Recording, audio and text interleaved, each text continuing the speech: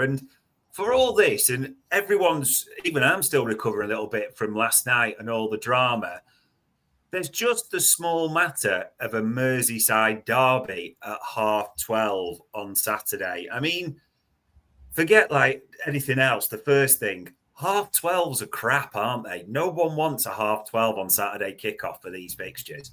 Well, I bet you don't. What time do you have to set off? 6:30 in the morning. Yeah. Yeah, no wonder you don't like him. That's not great, is it? But it's I know what you mean. I think atmosphere-wise, it never helps, and I think it probably plays into Everton's hands a little bit because I think those early morning ones are kind of, Anfield won't be at its kind of raucous best because nobody's getting 3 pints down the neck before a 12:30 kickoff. It's quite difficult to do that, and I say that from experience. So, that might help Everton a little bit. That Anfield will probably be a little flatter. It'll slow the game down a bit because the players are never really quite at the same intensity. And you think actually, obviously the Everton game got moved last season, didn't it? The one at Goodison Park. And am I right in saying that would have initially been an early kickoff on Saturday, and obviously gets moved to the Wednesday night under the lights? And you think about that probably played a role in how that game went. So you probably would favour playing Everton under the lights and playing them in a 12:30. But that's the job for Liverpool. They've just got to find that atmosphere. They've got to give the fans something to get stuck into. And I think all the fans who are going as well got to have a kind of word with yourself. Let's get stuck into this one. It's a big game. It's it's early in the season, but come on, it's Everton, and I think everybody involved's got to kind of G themselves up really to do the best to get something out of it. So. And I say get something out of it. I mean, obviously Liverpool are big favourites, but I mean in terms of to turn the game into an occasion and make sure that we see the best of Liverpool. But you're right, it can be tough, really. And we've got to turn it into an occasion. We can't underestimate Everton. It's maybe not the sort of the Everton of last season. They are 6th in the league, and David Moyes has got Grealish and Ndiaye and others playing, hasn't he? Yeah, I think someone said it on the radio the other day. It's really funny about kind of talking about Jack Grealish and how who would have had it written down that kind of Pep Guardiola was the one who was keeping the chains on him, and he needed David Moyes to unleash him. But it's true, isn't it? He's looked fabulous since he's gone there, and I think Everton have got real threats. I think Ndiaye, as you say, is a really, really good player and a really, really dangerous. So Everton they've got goal threat there, I think, between those two. What they would say, I think, you speak to people who follow Everton a little bit closer, is that they say, there may be a little lacking in the centre forward department and goals.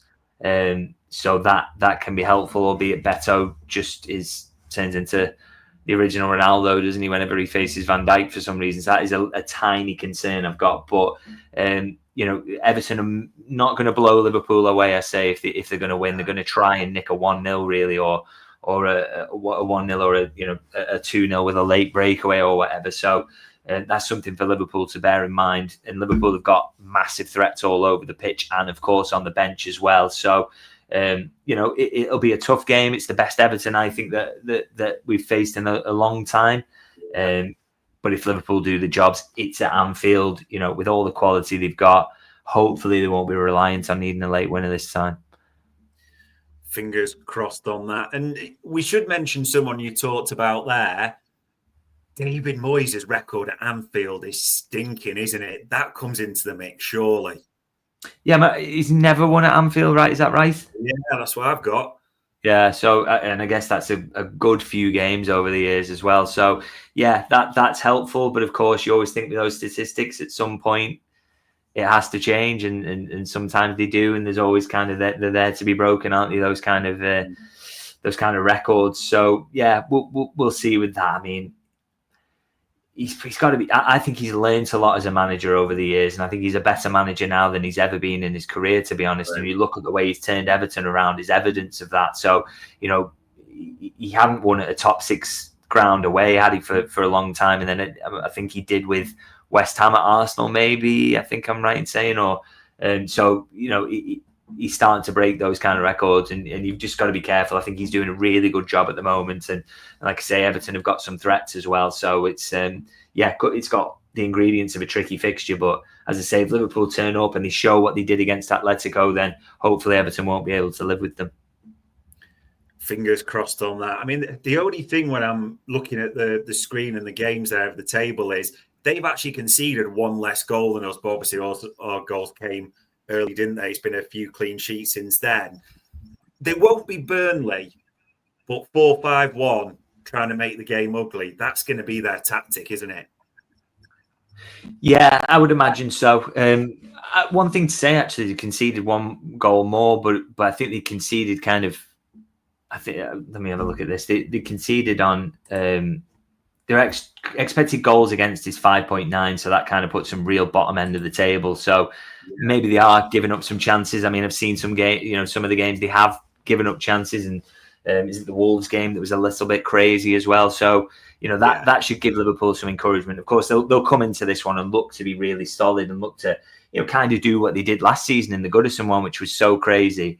Liverpool really struggled to create against them, but of course that is so much easier to do in that tight pitch with the atmosphere where the fans were phenomenal. I thought the Everton fans last season in that fixture, and in the end they got a draw that they totally deserved, in my opinion. So it's easier to do that at home and in that environment, whereas coming to Anfield to do it is going to be really tricky, and Liverpool will just look to make the pitch big, and find the gaps and get Wirtz on the ball, get Salah shooting, Ekitike, Isak off the bench, we hope as well. So Liverpool have got a lot of threats that they've got to think about. So hopefully that's the difference there, that being away from home, it's tricky to play that sort of game, and that the pressure that Liverpool puts on them, along with the fans if they're right up for it, that hopefully that will eventually tell. It should hopefully tell. You mentioned there, probably we're all expecting Isak to be on the bench based on what happens. We're thinking Ekitike in. The changes for the Atletico were Robbo and Bradley. Are you expecting a couple again for this one? Yeah, excuse me. I think obviously you see Ekitike come back in up front. I think Kerkez will see at left back again.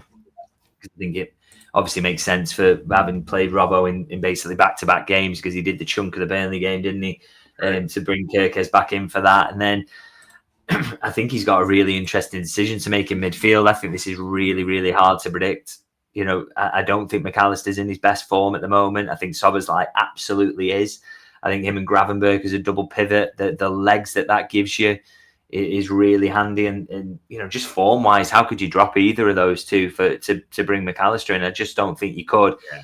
And obviously Wirtz is really starting to hit his stride now, so you can't take him out of that midfield. So I think I'm fascinated to see what he does with this one. It really does feel like every kind of new game is a learning process with how he uses this squad and what he does. And we're still only a year out from kind of losing Klopp, and all the things that we'd learned over the years and built up under him.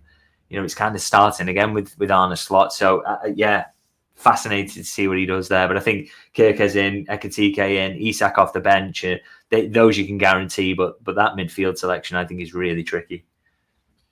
Yeah, it is tough it'd be a big call to drop Maka, but it wouldn't surprise you at the same time. I suppose the only other thing, and it does link a little bit back to what we saw last night, Florian Wirtz looked tidy off the left, didn't he? All of a sudden, we had that as an option, because he's not been bad. It's never that straightforward, but it's not been scintillating Cody Gakpo for the last few games. Do you think that could come into the mix at all? Maybe. I mean, it's interesting. I kind of thought these first few games he seemed adamant. I'm going to play him in the 10. I'm playing him in the 10. Yeah. I kind of thought maybe we'll just never see him off the left, even though he's very comfortable there. And I think it's in certain games is what Liverpool should do. Is go for McAllister, Szoboszlai, Gravenberch, and then Wirtz off the left hand side. I think is a smart move. At say Arsenal away is a really good example of a game where I think that would absolutely work. So.